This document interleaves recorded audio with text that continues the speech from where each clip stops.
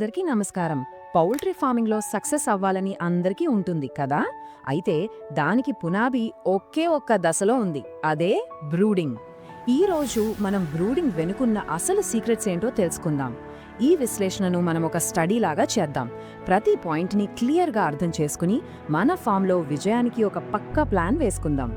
కోళ్ల పెంపకంలో చాలా స్టేజెస్ ఉంటాయి, కానీ వాటి ఫ్యూచర్ మొత్తం, అంటే వాటి హెల్త్, వెయిట్ అన్నీ కూడా మొదటి కొన్ని వారాల మీదే ఆధారపడి ఉంటాయి.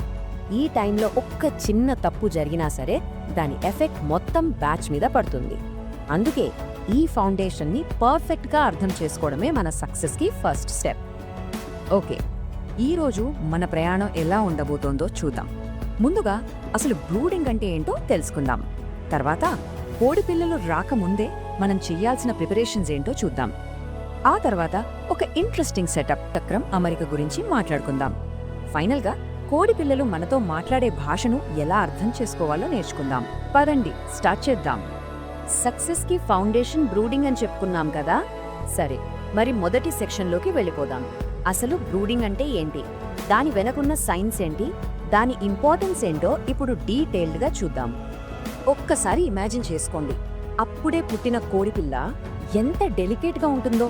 దానికి తన బాడీ టెంపరేచర్ని కంట్రోల్ చేసుకునే పవర్ ఉండదన్నమాట. మరి బయటైతే తల్లి కోడి ఏం చేస్తుంది? తన రెక్కల కింద వాటికి వెచ్చదనాన్ని, సెక్యూరిటీని ఇస్తుంది కదా. సేమ్ అదే పనిని మనం ఫామ్లో ఆర్టిఫిషియల్గా చేయడమే ఈ బ్రూడింగ్. ఇదేదో బల్బులు పెట్టడం, ఫీడ్ వేయడం లాంటి టెక్నికల్ పనిలా అనుకోవద్దు. ఈ స్టేజ్లో వాటికి ఇమ్యూనిటీ పవర్ జీరోలో ఉంటుంది. అందుకే ఇక్కడే రైతు కేవలం యజమాని కాదు, ఒక తల్లి.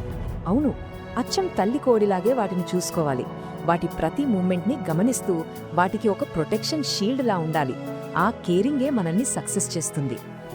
అయితే ఈ బ్రూడింగ్ సక్సెస్ అవ్వాలంటే కోడిపిల్లలు ఫామ్కి వచ్చాక కాదు, అవి రాకముందే అసలు పని మొదలవుతుంది. రైట్ ప్రిపరేషన్ అంటే సగం పని అయిపోయినట్టే. మరి ఆ ప్రిపరేషన్స్ ఏంటి? ఇక్కడో సింపుల్ 4 స్టెప్ చెక్లిస్ట్ ఉంది. క్లీనింగ్, శానిటైజేషన్, లిటర్ సెటప్, చిక్ గార్డ్ సెటప్.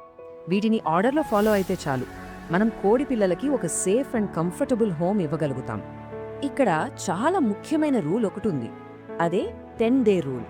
ఏంటంటే కోడి పిల్లలు వస్తున్నాయి అనడానికి కనీసం 10 రోజుల ముందే షెడ్ క్లీనింగ్ మొత్తం కంప్లీట్ అయిపోవాలి.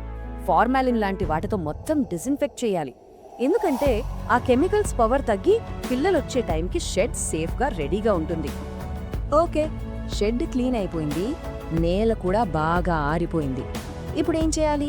వరి పొట్టు గాని, రంపపు పొట్టు గాని ఒక 4 అంగుళాల మందంలో నేల మీద పరచాలి.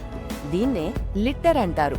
ఇది పిల్లలకి ఒక మెత్తటి బెడ్లా పనిచేస్తుంది, ఇంకా తేమలు పీల్చుకుంటుంది. ఇక ఫైనల్ ప్రిపరేషన్, చిక్ గార్డ్. ఇది చూడటానికి సింపుల్గా అనిపించవచ్చు, కానీ చాలా చాలా ఇంపార్టెంట్.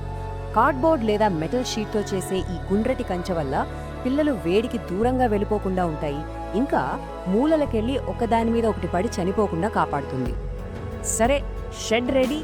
ఇప్పుడు లోపల ఫీడర్సు, వాటర్స్ ఎలా పెట్టాలి? దానికోసం ఒక సూపర్ టెక్నిక్ ఉంది, అదే బండి చక్రం అమరిక. ప్రతి కోడి పిల్లకి ఫుడ్, వాటర్, వెచ్చదనం ఈక్వల్గా ఎలా అందుతుందో ఈ సెటప్తో చూద్దాం. ఈ సెటప్ వెనుక ఉన్న మెయిన్ లాజిక్ ఒక్కటే, ప్రతి కోడి పిల్లకి 24/7 ఫుడ్ ఇంకా వాటర్ అందుబాటులో ఉండాలి. వాటికి ఆకలి వేసినప్పుడు, దాహం వేసినప్పుడు వెతుక్కునే పని ఉండకూడదు, అంతే. బండి చక్రం పద్ధతి చాలా సింపుల్. సెంటర్లో వేడినిచ్చే బల్బులు పెట్టండి. దాన్ని ఒక బండి చక్రం మధ్యలో హబ్ అనుకుంటే చక్రానికి ఆకులు ఎలా ఉంటాయో అలాగా దాని చుట్టూ ఒక ఫీడర్, ఒక వాటరర్, మళ్ళీ ఒక ఫీడర్, ఒక వాటరర్, అలా సర్కిల్గా పెట్టాలన్నమాట. దీనివల్ల పిల్లలు ఎక్కడున్నా వాటికన్నీ దగ్గరలోనే ఉంటాయి. అన్నిటికన్నా ముఖ్యమైన ఘట్టానికి వచ్చాం, పిల్లలు ఫామ్లోకి అడుగుపెట్టిన మొదటి రోజు. ఆ ఫస్ట్ కొన్ని గంటలు చాలా క్రిటికల్. ఆ టైంలో మనం ఎలాంటి కేర్ తీసుకోవాలో ఇప్పుడు మాట్లాడుకుందాం. ఈ టైం లైన్ని అస్సలు మిస్ అవ్వద్దు. ఫస్ట్, పిల్లలు రావడానికి ఒక 24 గంటల ముందే బ్రూడర్ ఆన్ చేసేయాలి. లిటర్ వెచ్చగా ఉండాలి, లేకపోతే అవి షాక్కి గురవుతాయి. అవి రాగానే వెంటనే గ్లూకోజ్ నీళ్ళివ్వాలి. ఫుడ్ మాత్రం ఒక 2-3 గంటలు ఆగి పెట్టండి, అప్పుడే వాటి డైజెస్టివ్ సిస్టమ్ రెడీ అవుతుంది. అసలు ఫస్ట్ గ్లూకోజ్ నీళ్ళే ఎందుకు ఇవ్వాలి? సింపుల్. చాలా దూరం ప్రయాణం చేసొస్తాయి కదా, పాపం అవి బాగా అలసిపోయి స్ట్రెస్లో ఉంటాయి. ఈ గ్లూకోజ్ వాటర్ వాటికి ఇన్స్టెంట్ ఎనర్జీ ఇచ్చి ఆ స్ట్రెస్ తగ్గిస్తుందన్నమాట. ఒక రకంగా ఇది వాటికి మనమిచ్చే ఫస్ట్ ఎయిడ్ లాంటిది. ఇప్పుడు దాకా మనం ఏం చేయాలో చూసాం, కానీ మనం చేస్తున్నది కరెక్టా కాదా అని ఎలా తెలుస్తుంది? దానికో రిపోర్ట్ కార్డ్ కావాలి కదా. ఇక్కడ అసలు మ్యాజిక్ ఏంటంటే, ఆ రిపోర్ట్ కార్డ్ ఇచ్చేది ఎవరో కాదు, ఆ కోడి పిల్లలే. అవును, మనం వాడి భాషని అర్థం చేసుకుంటే చాలు. ప్రతి పౌల్ట్రీ రైతు తనని తాను రోజూ వేసుకోవాల్సిన ఒకే ఒక్క ప్రశ్న: బ్రూడర్లో టెంపరేచర్ కరెక్ట్గా ఉందా? దీనికి ఆన్సర్ థర్మామీటర్ చెప్పదు, కోడి పిల్లల బిహేవియర్ చెబుతుంది. ఈ టేబుల్ చూడండి, చాలా క్లియర్గా ఉంటుంది. ఒకవేళ పిల్లలన్నీ ఇలా బల్బు కింద ఒకే చోట గుంపుగా చేరాయనుకోండి, అర్థమేంటి? వాటికి చలిగా ఉంది, వెంటనే వేడి పెంచాలి. అలా కాకుండా బల్బుకి దూరంగా గోడల దగ్గరకు వెళ్ళిపోయాయంటే వేడి ఎక్కువైపోయింది, తగ్గించాలి. మరి ఎప్పుడు కరెక్ట్గా ఉన్నట్టు? అవి ఇలా హ్యాపీగా షెడ్ అంతా తిరుగుతూ ఆడుకుంటూ ఫీడ్ తీసుకుంటున్నాయంటే కంగ్రాట్స్, మీరు టెంపరేచర్ పర్ఫెక్ట్గా సెట్ చేశారు, ఇంకేం మార్చక్కర్లేదు. సో ఫైనల్గా గుర్తుపెట్టుకోవాల్సిందేంటంటే, ఈ మొదటి కొన్ని వారాలు మనం ఎంత శ్రద్ధ పెడితే అదే మన పౌల్ట్రీ ఫారం సక్సెస్కి పునాది వేస్తుంది. బ్రూడింగ్ సక్సెస్ అయితే నిజంగా సగం విజయం మన చేతిలో ఉన్నట్టే. ఇదొక ఇన్వెస్ట్మెంట్ లాంటిది. చివరిగా ఒక్క మాట, బ్రూడింగ్ అనేది జస్ట్ ఒక టెక్నిక్ కాదు, అదొక బాధ్యత. ఒక తల్లి చూపించే కేరింగ్ని, ఓపికని కోరుకుంటుంది. మరి అలాంటి సంరక్షణని ఇవ్వడానికి మనం సిద్ధంగా ఉన్నామా? ఈ ఆలోచనతో ఈ విశ్లేషణను ముగిద్దాం. ఆలోచించండి.